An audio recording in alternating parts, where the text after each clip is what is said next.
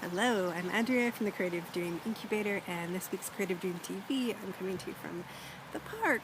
I had this great idea to bring you to the park with me because I love the park. Um, Parks are a big part of me living with my dreams. The freedom to go to the park whenever I want to or need to, and just the how I feel kind of nurtured and connected and filled up when I'm coming to the park as a regular thing. Parks are very important to me. So I thought it would be really cool to bring you here and to record from here. And then everything has gone wrong with trying to make the recording here. It's really a lot more complicated than I thought, and it's been really awkward and frustrating. And um, this is maybe my sixth attempt at doing this, and now I think it's kind of I've got it figured out, and we're going to go ahead. But it kind of shows what happens when you listen to your heart, follow your inspiration, do what you want to do, and you don't really know how to do it, right? So this is what I really wanted to talk about was courage, and that's what this comes down to. Courage being listening to your heart and listening to your inner voice instead of listening to what other people are saying or what society says, following the status quo,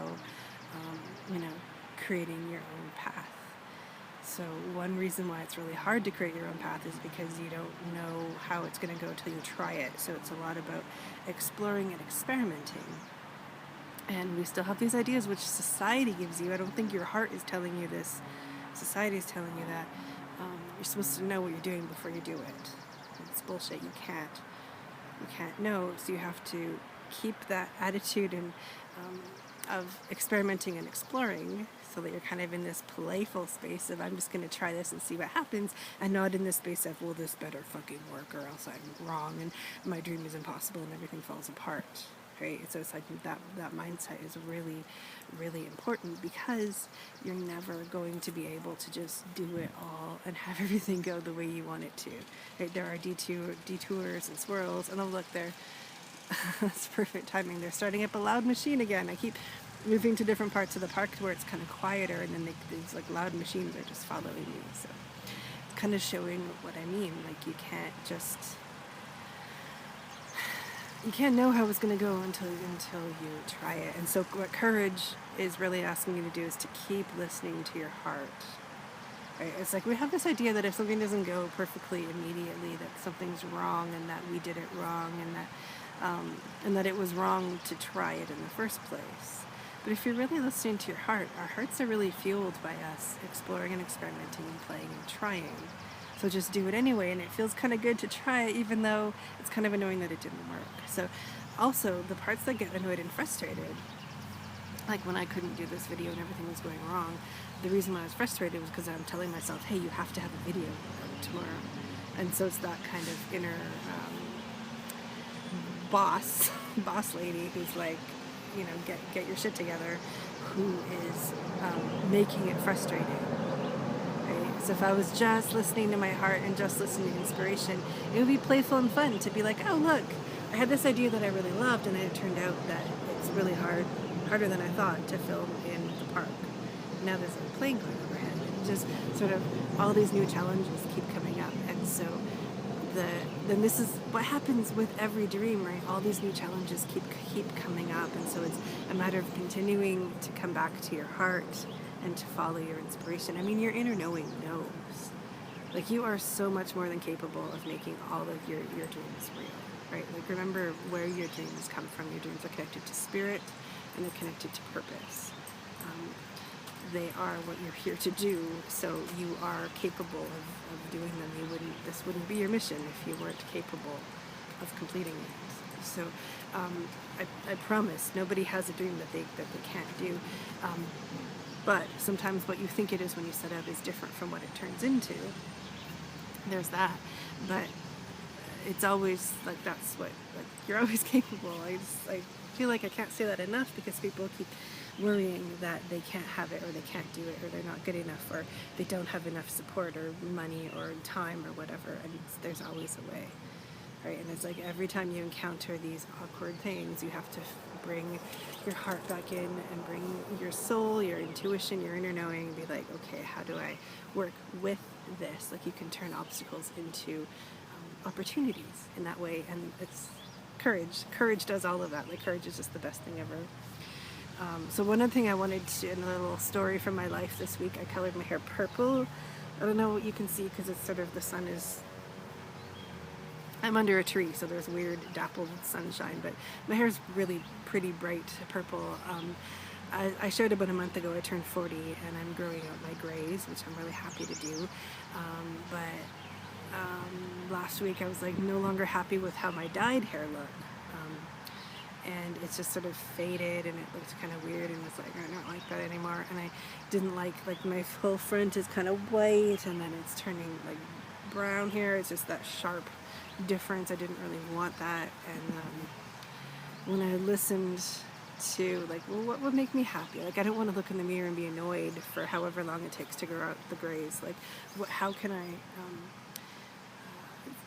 it feels like there's an awkward stage in growth in everything. So growing out your grays is pretty small compared to some of the bigger growths that we go through in our lives. But when it's awkward, how can you make it less awkward? How can you make it more fun? How can you bring more of what you love into it? Because love is something, a big thing I'm working on right now. We're starting the Love Your Life Creative Journal class on Thursday. And so I'm working a lot with what I love and letting love lead me, which leads me to amazing things. And when the more you love yourself in your life where you are, the more powerful you are to create, which is really cool. So then you can create more of what you love. So coming at it from that view, I'm growing out my hair. How can I create more of what I would love? And it was like, oh, I want to bleach the parts, just the parts that are dyed. I didn't touch my roots, and then color it all like flaming purple. And so I did that, and I love it. I'm really happy. And I love the way the roots play with the purple. So now it doesn't feel awkward anymore. It feels cool.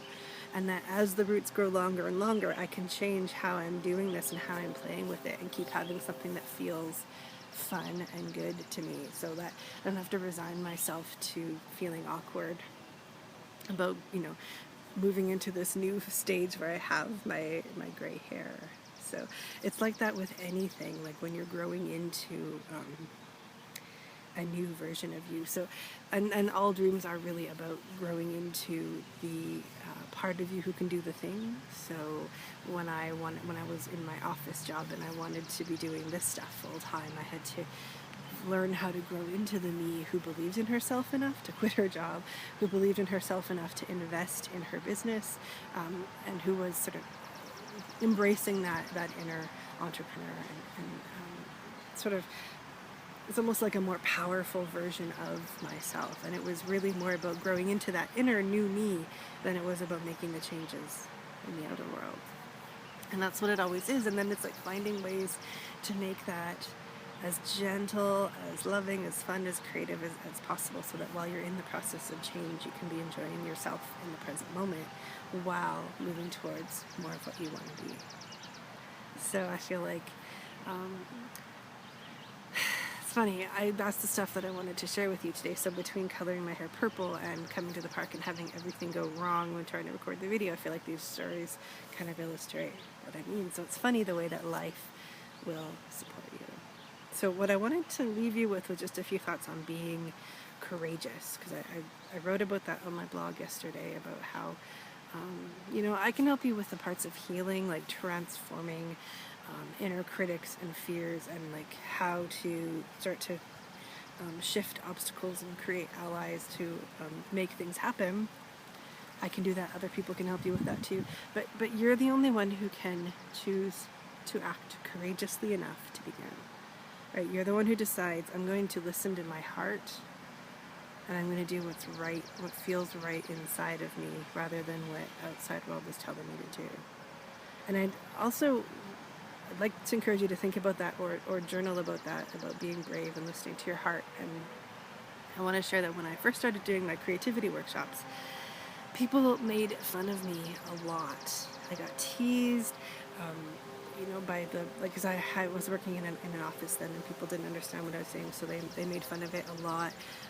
I did workshops that no one showed up to. I had a lot of really bad experiences, but what that did was kind of help me sharpen my belief in myself. It's like, okay, well, obviously other people aren't going to believe in me for me. I have to do this on my own. And also to say you don't need other people to support you or believe in you in order to move towards what you want, right? Because from those first few workshops that I did where I was teased and where I didn't always have people showing up, I've moved into doing this as my full-time thing, right? And I even got to buy my new loft condo and I get to pay for it with income I make doing this work that is so meaningful to me. And that's just such a huge shift from where it was when I started. So I just want to share that that's the power of being brave and listening to your heart and acting on your heart instead of doing what people around you tell you to do. Right? Because if I had done that, you wouldn't be watching this right now, because I would still be in that job. I'd still be, people were telling me I would fail, and I didn't. So think about that. Where can you be braver? Where is your heart? What is your heart asking you to do? And what might change in your life if you were being a little bit more courageous? All right, I'll see you back here next week. Bye.